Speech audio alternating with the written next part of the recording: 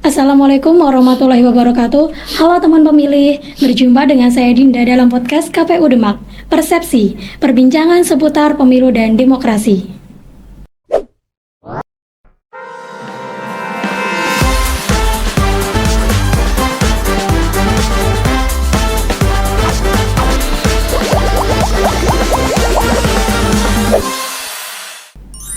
Penyelenggaraan pemilu tidak selalu berlangsung dalam kondisi ideal.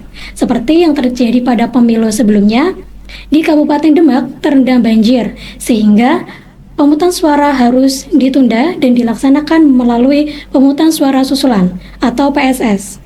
Kondisi ini menunjukkan bahwa keberhasilan pemilu tidak hanya bergantung pada kebijakan para pimpinan, namun juga ditentukan oleh supporting system sebagai mesin penggerak yang bekerja dalam senyap namun sangat vital, yaitu Sekretariat KPU.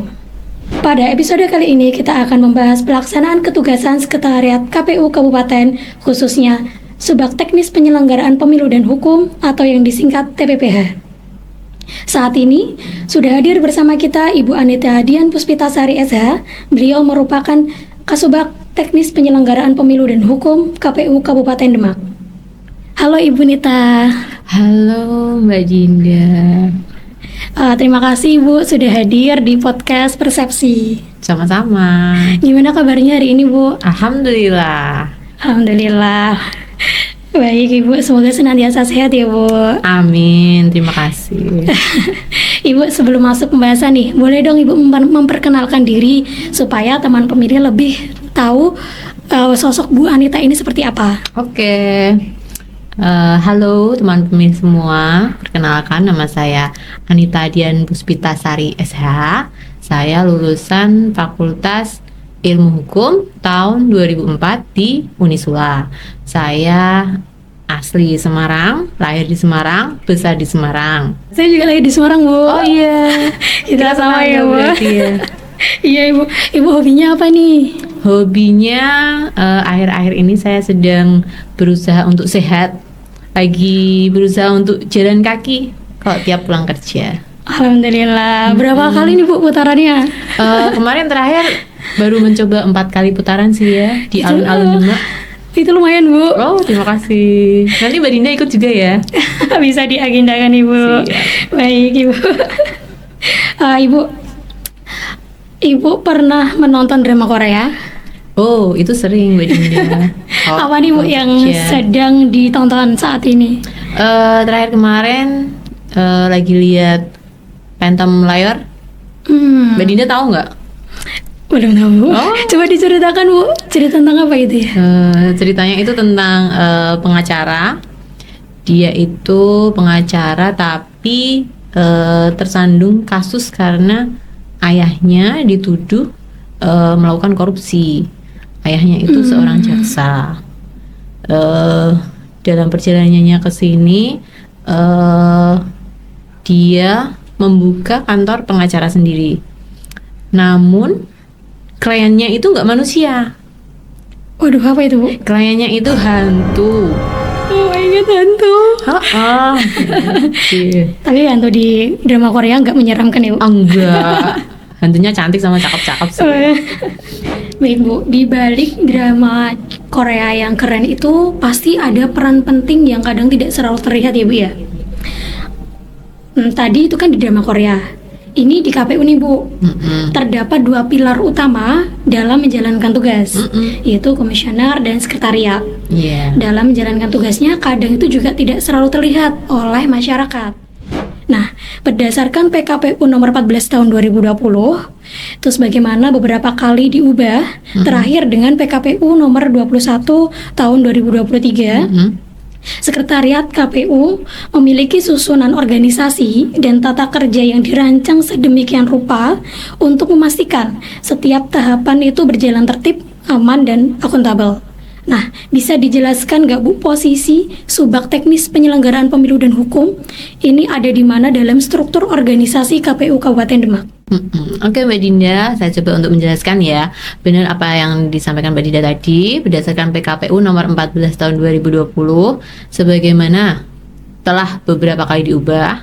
Terakhir dengan PKPU nomor 21 tahun 2023. Di situ disebutkan bahwa di dalam subbak teknis penyelenggaraan pemilu dan hukum ada 2 ketugasan. Yang satu kita menyelenggarakan terkait teknis penyelenggaraan pemilu. Ibaratnya kalau di KPU itu teknis penyelenggara pemilu itu jantungnya KPU. Sedangkan di ketugasan hukum ibaratnya sebagai selimut KPU. Mbak Dinda tahu nggak apa maksud dari jantungnya KPU?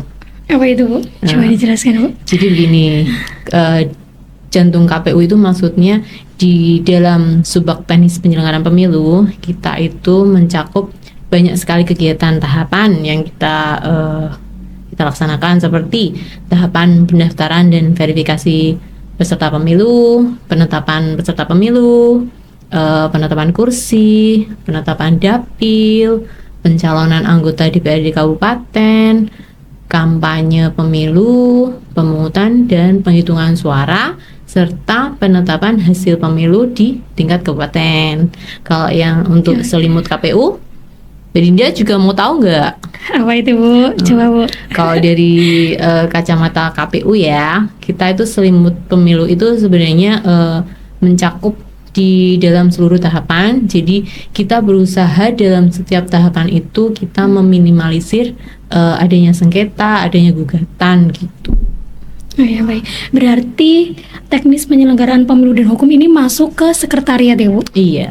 Sekretariat, oke, baik. Dan kalau tugas hariannya itu seperti apa, Bu? Di subbak teknis penyelenggaraan pemilu dan hukum. Oke, Mbak Dinda. Jadi gini, tugas keseharian di subbak teknis penyelenggaraan pemilu dan hukum itu yang pertama kita melaksanakan pemutakhiran data partai politik berkelanjutan. Yang kedua kita melakukan pengawasan atau lebih dikenal dengan SPIP, dan yang terakhir kita melakukan klasifikasi arsip di subbak teknis penyelenggaraan pemilu dan hukum. Baik, berarti sebenarnya KPU tuh tetap bekerja ya, Bu ya, meski tidak ada pemilihan pemilu ataupun pilkada. Betul. Iya. Tadi saya tertarik nih, Bu. Ibu kan bilang bahwa teknis penyelenggaraan pemilu itu sebagai jantungnya KPU, sedangkan hukum sebagai selimutnya KPU dalam yang berada dalam satu wadah di bawah kepemimpinan Bu Nita. Nah, saya jadi pengen tahu nih, Bu, bagaimana strategi Bu Nita dalam melaksanakan tugas dan wewenang agar teknis penyelenggaraan pemilu dan hukum ini dapat berjalan beriringan dalam satu subbagian. Oke, Mbak Dinda, begini ya. Di dalam subbak teknis penyelenggaraan pemilu dan hukum itu kita ada, saya didampingi beberapa teman. Ada Mbak Dinda, ada Mas Toat, ada Mbak Dila, dan ada Mas Pi. Jadi di dalamnya itu saya membagi beberapa tugas dalam tupoksinya teman-teman. Mbak Dila dan Mas Pi itu masuknya di teknis, sedangkan Mbak Dinda dan Mas Toat itu masuknya di hukum. Jadi mereka punya tupoksi sendiri terkait ketugasannya. Jadi kalau ada kegiatan ada yang lebih fokus nih, kayak di Mbak Dila itu biasanya kan fokusnya di teknis. Jadi dulu itu operatornya semuanya dipegang Mbak Dinda. Mas Pi itu kan baru masuk. Jadi alhamdulillah akhir-akhir ini kita dibantu sama Mas Pi.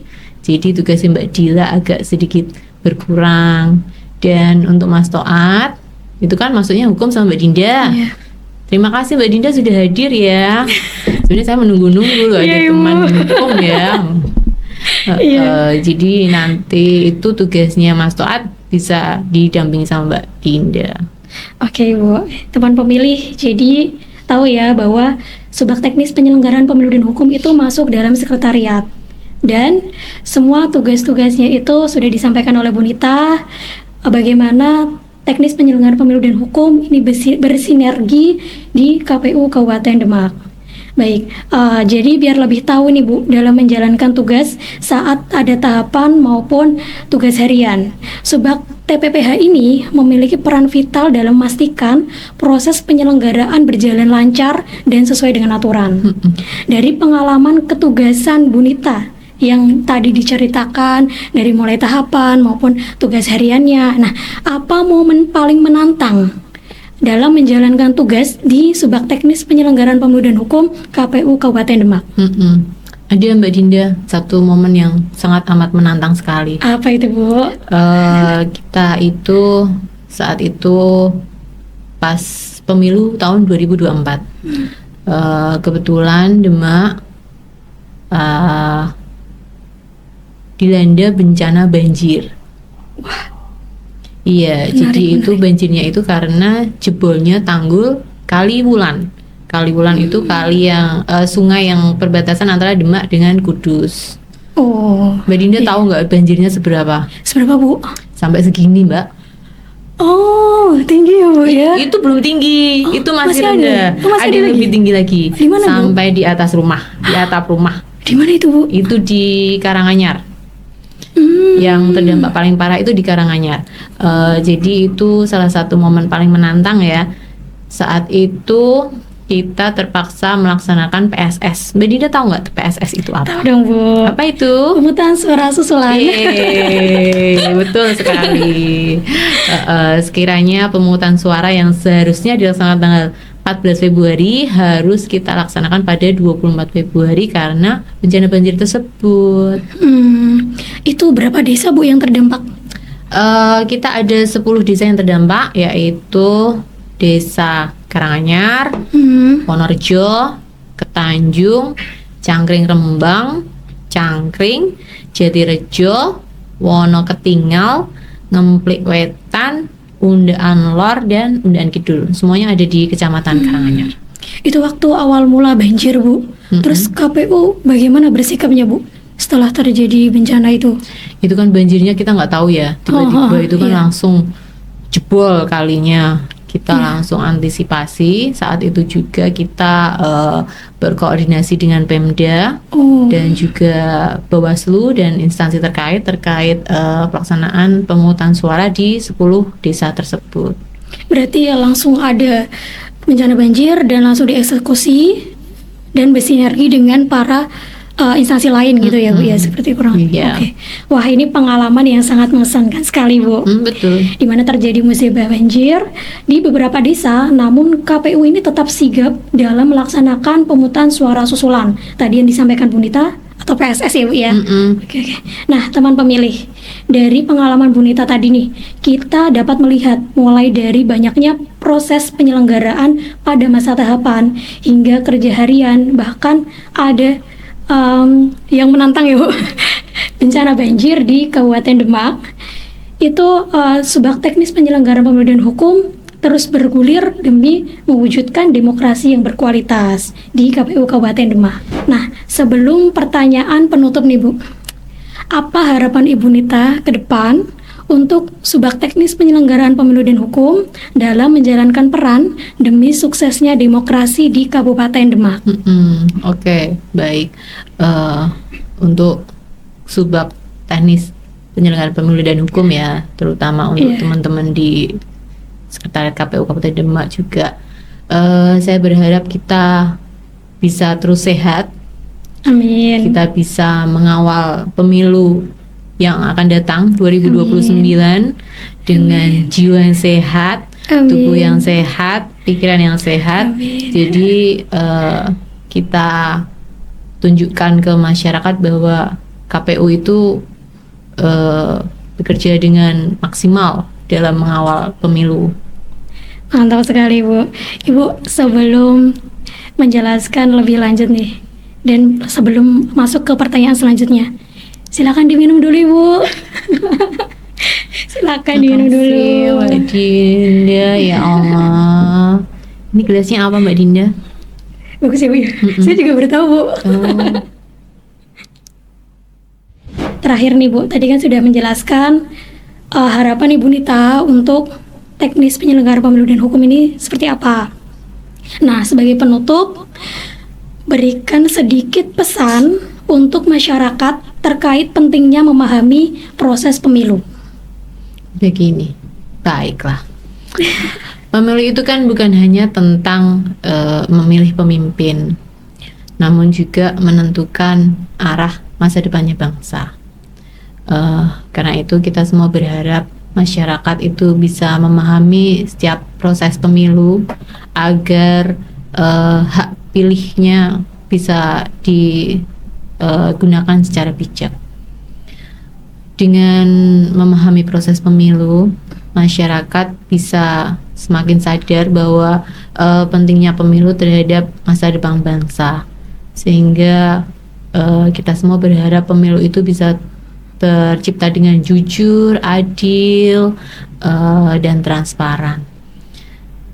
Mari bersama-sama menjadi pemilihan cerdas demi menjaga kualitas demokrasi Indonesia. Mantap sekali, Bu. Nah, teman pemilih, bisa dipahami ya, seperti yang disampaikan Bu Nita, bahwa menjadi pemilih yang cerdas bisa menciptakan demokrasi yang berkualitas. Gitu, jadi jangan lupa memahami proses pemilu itu seperti apa. Ibu, ternyata suksesnya pemilu itu bukan hanya soal mencoblos di bilik suara ya, tapi soal presisi kerja di meja-meja sekretariat seperti Bu Nita. Nah, akuntabilitas dan kepatuhan subak teknis penyelenggaraan pemilu dan hukum adalah harga mati bagi integritas demokrasi kita. Terima kasih teman pemilih sudah mendengarkan. Terima kasih Bu Nita. Sama-sama, sudah Mbak mau Dinda. berbagi di podcast Persepsi. Semoga di lain waktu kita bisa bertemu kembali. Insya Allah. Iya Ibu. Jangan lupa subscribe dan pantengin terus podcast KPU Demak. Sampai jumpa di episode Persepsi berikutnya. Tetap kawal pemilu, tegakkan kedaulatan rakyat. Untuk menutup pada episode kali ini, kita salam demokrasi bersama-sama ya Bu. Oke. 3, 2, 1. Salam demokrasi.